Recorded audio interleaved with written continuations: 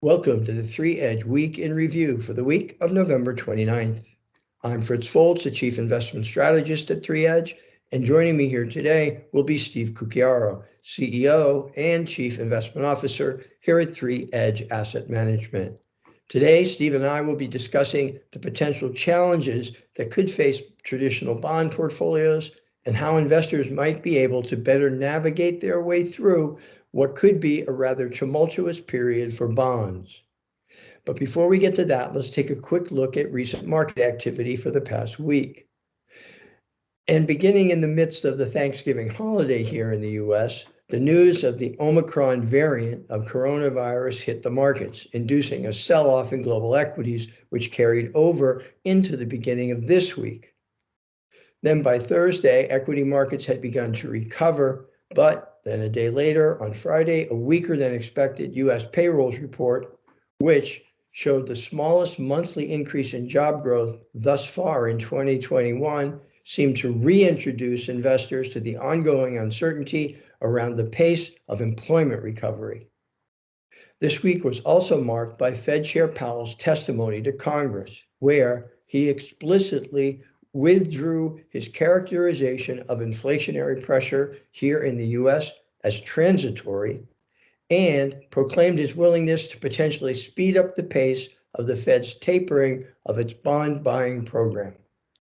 So markets remain on edge with a fair amount of uncertainty surrounding the path of the Omicron variant of the virus, but certainly safe to say that this virus is not done with us yet. And it appears that market volatility is also here to stay for the foreseeable future. For example, the S&P 500 has moved either up or down by more than 1% for 5 straight sessions, and that is the longest streak of greater than 1% moves since November of 2020. In addition, the CBOE Volatility Index, or the VIX, hit its highest level since January on Wednesday of this week.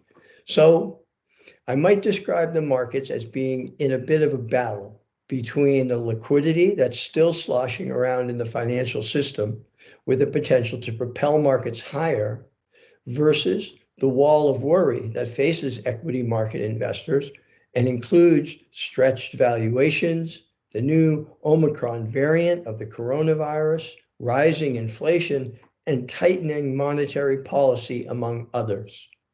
All of this for us means it's a time to be somewhat more cautious going forward from here. So now is probably a good time to bring Steve into the conversation. So Steve, welcome.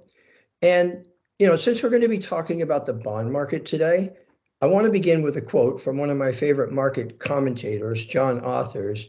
And he recently said, quote, "No one under the age of 60 has any experience whatsoever of a bear market in US Treasury bonds." That seems pretty extreme. What does Authors mean by this quote? Well, Fritz, it's an accurate quote. We have been in the greatest bull market in history in bonds from the summer of 1981 until the summer of 2020. So 39-year period, almost 40 years. And in that period, as you can see in the chart that accompanies, interest rates went from over 15% back in the summer of 1981 to below 1% in the summer of 2020. It's a tremendous decline in interest rates. It coincided with a decline in the inflation rate, and it's been the most favorable investment for bond investors in history. And yet, as John Authers mentions, most investors only know this environment. And many people forget that in the 40 years preceding this period, it was the worst environment for bonds. It was a bear market where people who invested in bonds in the 1940s, by the early 1980s, lost half their wealth relative to inflation. All right. So historically, at least over the last multiple decades, investors have seen their bond portfolio as low-risk investments and investments that can offset equity market risk and serve as a source of income, obviously important for folks who are in retirement. And then, as you said, since interest rates have basically only come down, everybody got this sort of this kicker where they actually got a lot of capital appreciation from owning their bonds. Since yields decline, bond values increase. However, we believe that the world of bond investments may be about to change, and investors' bond portfolios could be at risk. And there are more than a few scenarios that could prove challenging to traditional bond portfolios in the period ahead. So perhaps you could elaborate on the potential challenges that may face traditional bond portfolios in the future. Well, in fact, this is already starting now. We see three primary challenges for bond investors. One is that after falling for 39 years, interest rates now are very, very low. So the interest income you receive from owning a bond is really very low. And for a 10-year treasury bond, it's on the order of 1.5%.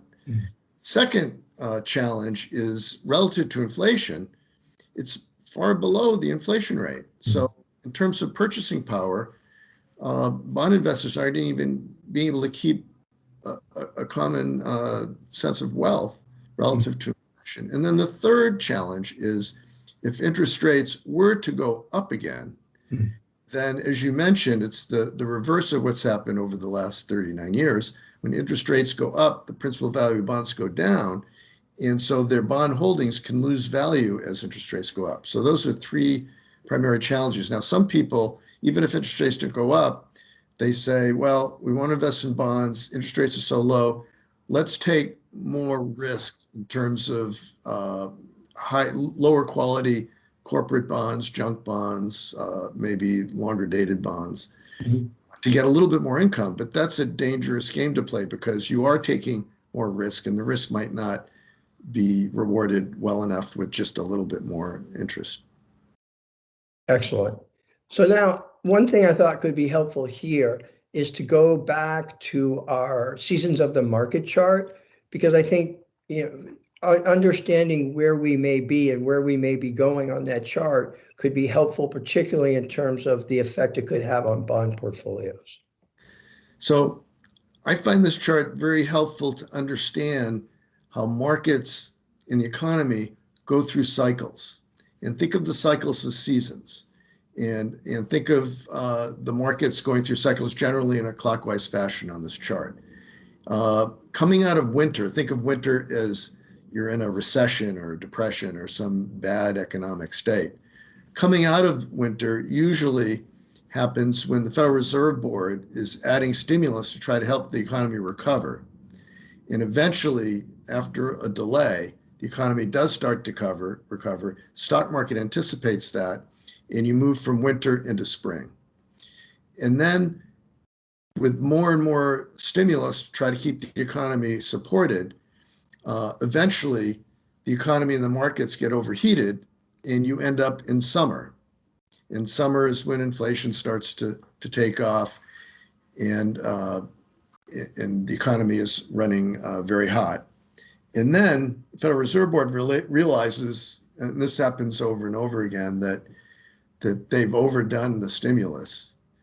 And now it's time to throttle back the stimulus. And that's when you move from summer to fall. And we call that a credit contraction. Financial conditions tighten up. And then often the Fed overdoes the tightening, and then you end up back in winter, and the cycle repeats. So now relating it back to the earlier conversation, back in the beginning of the bull market in bonds in the early 1980s, we had very high inflation rates, we had very low bond prices, we had very high interest rates. And we were in summer, we were in an overheated economy. Inflation was rolling very hard. Economy was doing very well, but it was overheated. And at that time, the chairman of the Federal Reserve, Paul Volcker, came in and went where no other chairman went before. He raised interest rates, almost to 20%, and way above the rate of inflation. And he finally put a stop to the overheating economy. It caused a tremendous credit contraction. We moved to the fall, and then because he so strongly contracted money supply, we went right from the fall into the winter, and we had a series of recessions in the early 80s. And that's when we went from a terrible environment for bonds, which was the 40 years right up until the early 80s, to a favorable environment for bonds as interest rates are now coming down in the winter. And then after interest rates started to come down, the Fed could add more stimulus again, support the economy. And we had a very long springtime, which was great for stocks and bonds for a very long time. Now, very recently, just in the last few months, we've seen that we're now back in summer. Inflation rates are rising, interest rates are starting to rise in anticipation of the Fed, which just announced this week that they're now going to discuss removing some monetary stimulus and tightening. So we are in summer. It's likely that the next step after this will be the fall. And as you can see on the seasons of the market chart, these are the least favorable environments for bonds, but more favorable for other asset classes.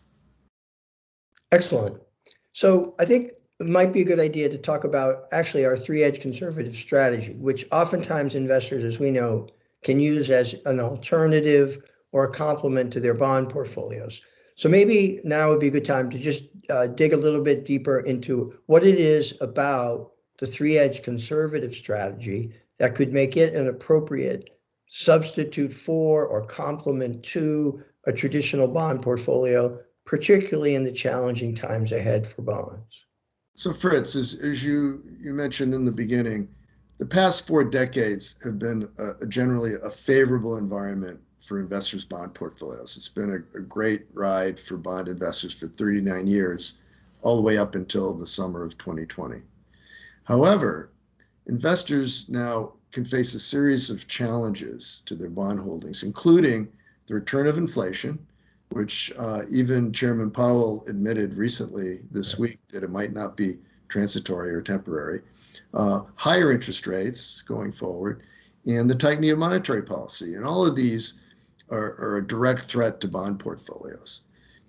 Three-edge conservative strategy is specifically designed to offer clients an alternative to bond portfolios where we target a lower risk level with higher target returns than, say, the Bloomberg U.S. Aggregate Bond Index, which is a benchmark for bond portfolios, under a very wide variety of economic and market conditions. We look over 150 years of market history to see how well can we preserve capital under conditions of extreme inflation, deflation, strong dollar, weak dollar, recessions, boom markets.